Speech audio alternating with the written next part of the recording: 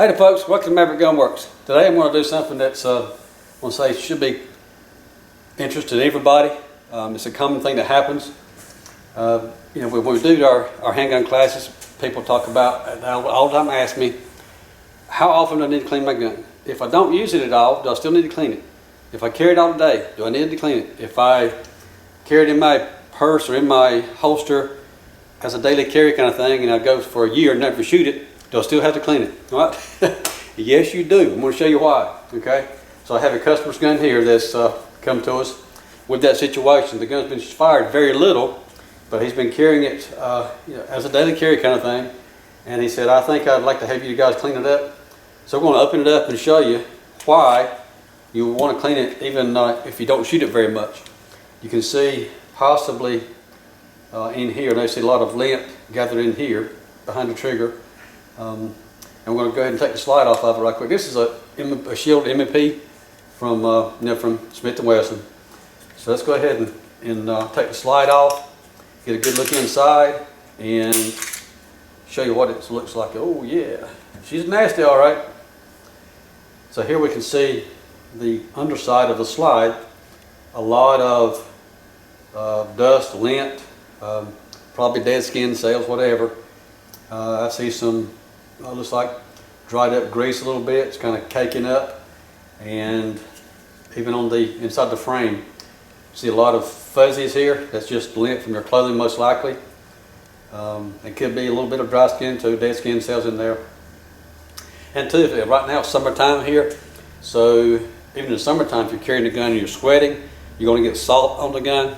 With a gun like this, you've got a polymer frame. You don't have to worry about the frame itself so much, but the internal parts are not plastic, you know, they're going to be steel. Some of them, in a good case scenario, maybe they're stainless steel or they're coated with something so that the salt will not be such an issue.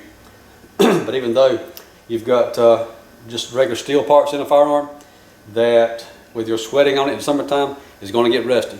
So you got to take it apart and clean it, guys. And revolvers the same way.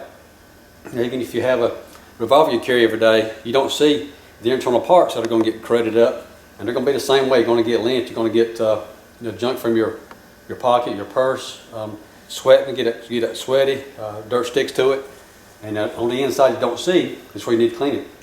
So we're going to go ahead and take this apart and just take the barrel out right quick here and show you. Also, because this one is condition it's in, I'm going to go ahead, I think, and we're going to take the striker assembly out, the safety here, and go ahead and completely gut the inside of our slide, clean it all up. We'll put it into an ultrasonic tank to make sure we get everything clean that you don't normally get to, kind of deal. We'll do the same thing with the frame. Fortunately, with the frame like this, we'll wipe this off, blow it off the best we can, and we'll submerge this whole thing into an ultrasonic tank to get it clean. And then we'll get some oil back on it and put it back together. So we'll hang out for a minute. Let me spend some time cleaning this thing up, and we'll come back to you and show what it looks like afterwards. Okay, I know I said something about taking the parts out of this slide, and this is again a Smith & Wesson M&P Shield. I want to just give you a quick insight as to how that happens with this gun.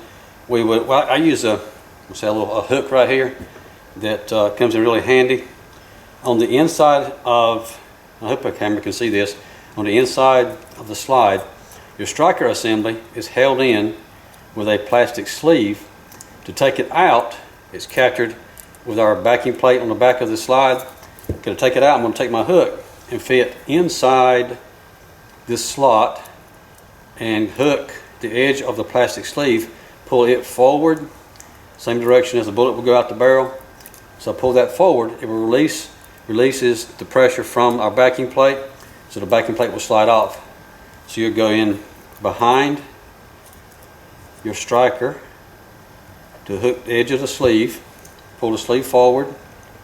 While you're holding that down, pull the backing plate up, then you can let it go, and the striker will come out the back after you release your safety plunger. Put your safety plunger down, slide. Now you can slide your striker out, and that's it. That's really all you can do to it without taking the sight off. On this particular gun, to take the safety plunger out, you have to take the slide, or take the side off of this thing.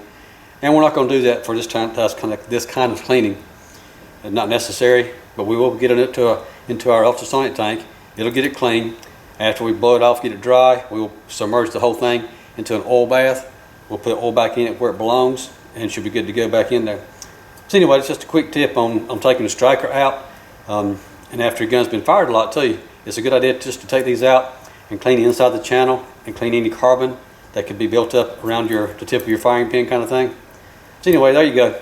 Now we're going to clean it up and get the rest of it done.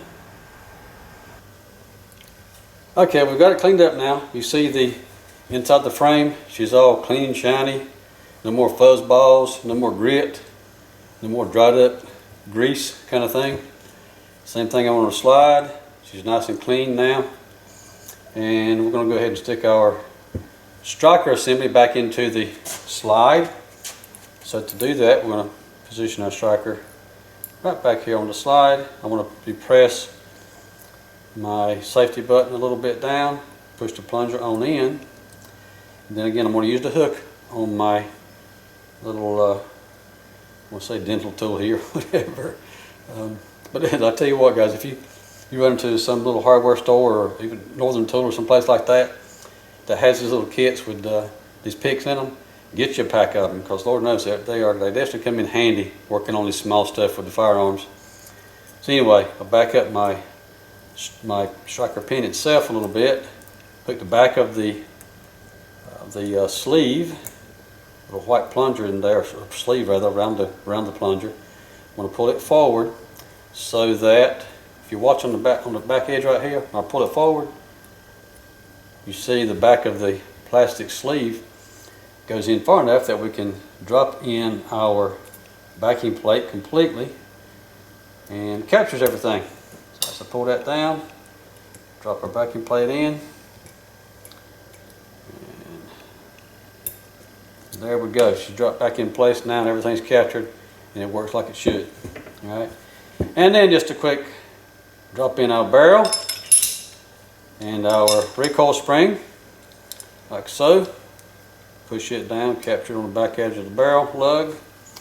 We'll slide it back onto the frame. Click. All right, and we'll push it back to our slide latch catches. Rotate our locking pin in place, and we're good to go now. And she's ready to go. Everything back together and ready to be carried as an everyday carry self-defense weapon. So there you go. Anyway, so that's our deal with the M&P shield. Just kind of field strip it, get it clean, get all the fuzzes out of it, and she's ready to go back to work again. If it's something we can help you guys with your firearms or Maverick Gun Works, give us a call, okay? And by the way, if there's something you like about this, let me know. And if there's something you don't like about it, let me know too. Maybe you got some tips that we missed here, okay? So we appreciate communication to let us know that somebody's watching us. Thank you.